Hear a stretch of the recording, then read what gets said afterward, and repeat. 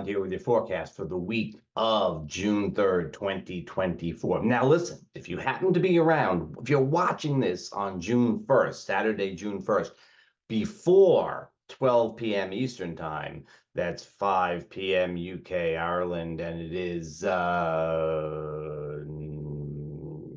a.m. Pacific, you're not watching this then.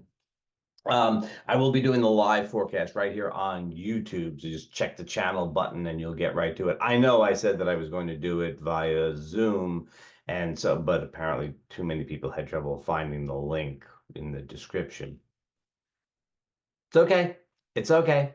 And so I'm going to be doing the live, and it's easier. Just do it 1, 2, 3. What's the big deal? Okay, so if you're around, we'll do the June forecast if you're around for that. Let's talk about the week of June 3rd, though. This is the week of the new moon, which is on the 6th. That would be, let's see, Monday, Tuesday. That would be Thursday. I was pretty sure, but I wanted to make sure.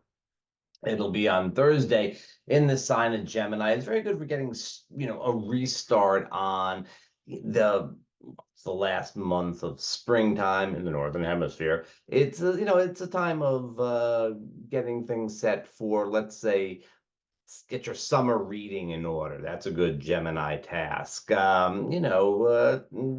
Start thinking about some stuff that you want to do around the local neighborhood, things that you want to do in terms of maybe classes that you want to take over the summer or something like that. It's a very kind of, it's a mellow enough new moon.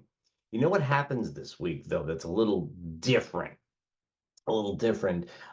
Is that we have a very well, it is, of course, a very mercurial time, right? We have the sun in Gemini, we have Venus in Gemini. This week, we're going to have Mercury come into Gemini. We have Jupiter in Gemini, right? Jupiter's just finished up with his meeting on Sunday, the 2nd, a trine to Pluto. There's a lot of Gemini energy pushing us forward. I feel that there's a lot of socializing, a lot of connecting with people. We have some brilliant ideas that are on tap. One hot aspect that I think it's going to play out in the collective far more than in our personal lives, I would think. It's still a pretty hot aspect, though, is the opposition of Uranus in Taurus and Pallas Athene in Scorpio. And this should come across as a real, here comes the story. It's very much, as you'll see if you watch the June forecast. If you're not there live, you can always catch it later. It's fine. The advantage to this time is that it has a lot to do with connections, has a lot to do with getting information out there. And I think nothing more than this Uranus Pallas Athene opposition. This is a kind of very charged energy for sending information out there.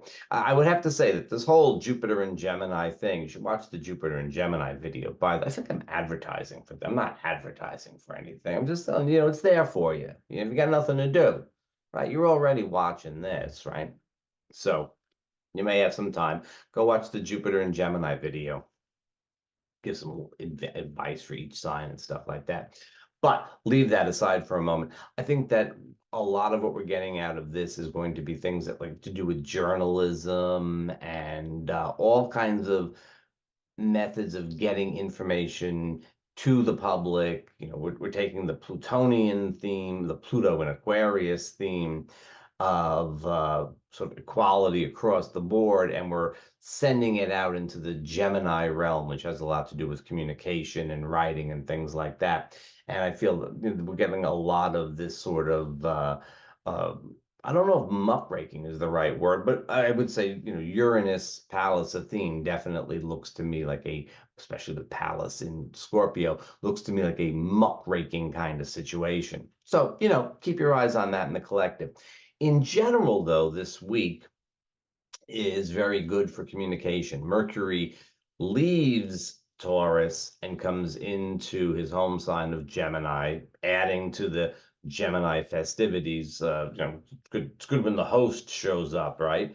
And he'll spend a few weeks in the sign. And it's very good time for communicating ideas, very good time for, getting your stuff out there, connecting with people. We have this sort of, brilliant energy, this sort of sparkly, good ideas, well, some of which could probably be brought to, some, let's call it practical level, So this week is really good for that. Now, before Thursday, we're coming into the new moon.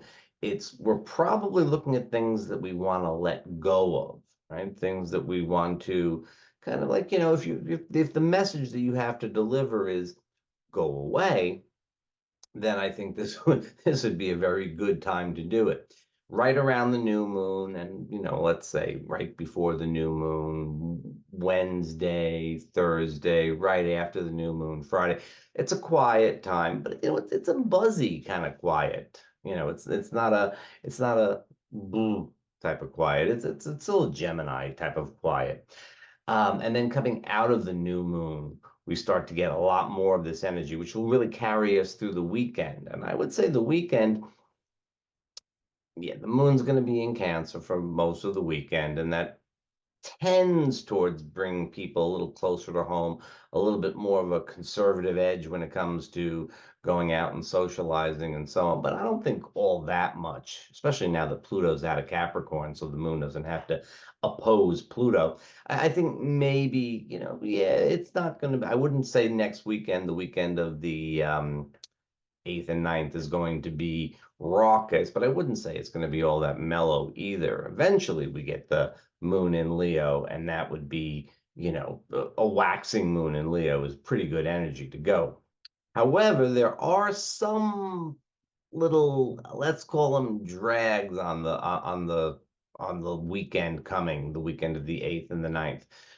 The Sun and Venus recently joined together. The Sun and Venus, and actually the Sun and Venus conjoin on the 4th, right? This is on Tuesday. That's always a sweet kind of energy.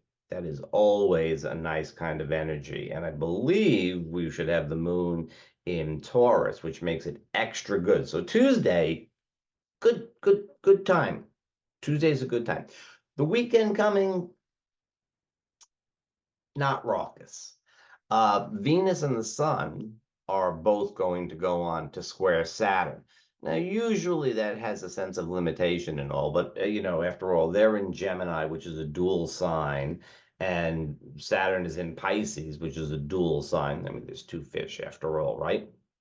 So it's not likely to be all that much about limitations. It's not exactly generating possibilities, but it's certainly looking at possibilities. So there is this feel about this kind of like we want to make a decision about romance and finance and just about like what to do and all of that. And it might be a little hard to come to a decision. I would say that, for some people, but for some people, maybe you, for some people, I'm talking to you, for some people, it might be the case that you've got a lot of options, we could do this or we could do that, we could go over here, but how about we do that? And you sort of wind up just staying home and not doing anything. Let's say that would be a possibility. That's the sand trap that you need to avoid for this coming weekend. That's the thing that you don't want to happen. If you got to make a choice, make a choice. Um, it's not the Sun square Saturn is nothing like an ego inflator. It's not the kind of thing that makes folks think, wow, this is going to be great. The more upbeat energy this week is certainly, and it's a waning moon, so it's not that upbeat. But the easier flowing energy is at the beginning of the week. The new moon is just a quiet time. Coming out of it the weekend, it's got its ups and downs. It's got its ups and downs. But you know what? I mean, here in the Northern Hemisphere, it's June. It's Gemini season all over the world. It's good.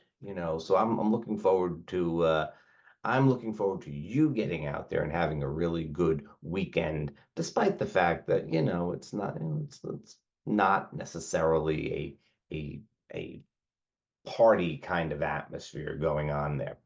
I would I would say that we could just stop there. We could just stop there with this week. We've got enough. We've got enough.